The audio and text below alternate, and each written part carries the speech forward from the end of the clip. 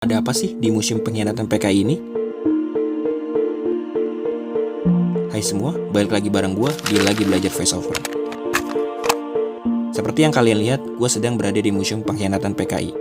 Jadi, di sini gue akan menceritakan kembali apa saja yang gue lihat serta sejarah apa sih yang tercatat di sini.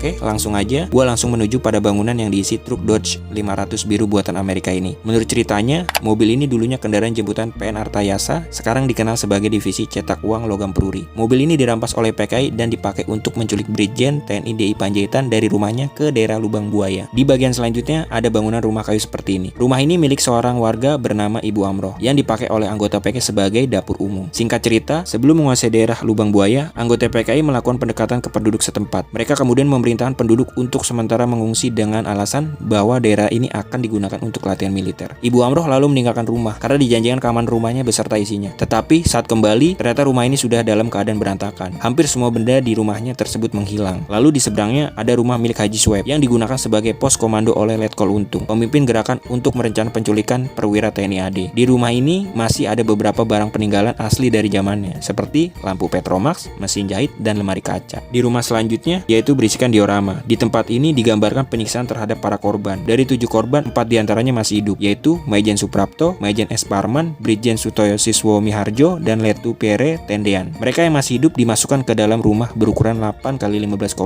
meter, di mana mereka dianiaya dan dengan kejam oleh pemuda rakyat, anggota Gerwani, serta organisasi lain yang merupakan satelit PKI. Ketujuh jenazah perwira tersebut kemudian dimasukkan ke dalam sebuah sumur tua berukuran 12 meter x 75 cm. Setelahnya, sumur itu ditimbun dengan batang-batang pisang dan sampah, sebelum akhirnya ditutup dengan tanah. Lanjut ke tempat berikutnya.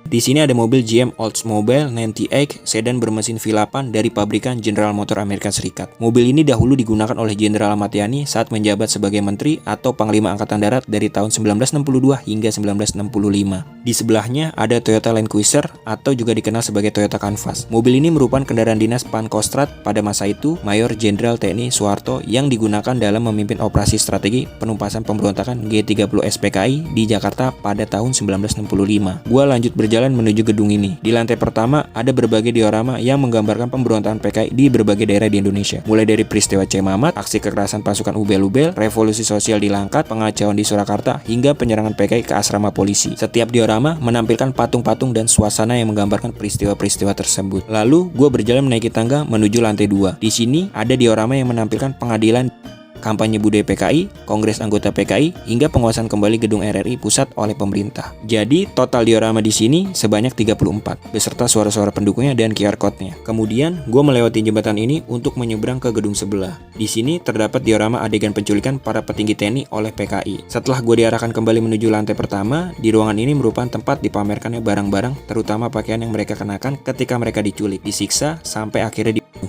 serta beberapa alat atau benda yang dulu dipakai semasa hidupnya. Dan juga sebuah alat bantu pernapasan yang digunakan untuk mengangkut jenazah 7 pahlawan revolusi dari sumur tua tersebut. Dan di ruangan selanjutnya terdapat pameran foto yang menyajikan foto-foto pengangkatan jenazah pahlawan revolusi dan beberapa naskah pidato. Setelah keluar dari gedung ini, kita diperlihatkan sebuah kendaraan lapis baja asal Inggris, Panzer PCMK2 Saracen yang digunakan untuk mengangkut jenazah pahlawan revolusi dari Lubang Buaya. Mungkin segitu dulu dari gua. Untuk tiket masuk, gua dikenakan Rp10.000, Rp5.000 untuk tiket masuk per orang, dan mungkin Rp5.000 lagi untuk stiker ini. Biaya parkir untuk kendaraan roda 2, gue dikenakan Rp9.000. Kayaknya dihitung per jam deh.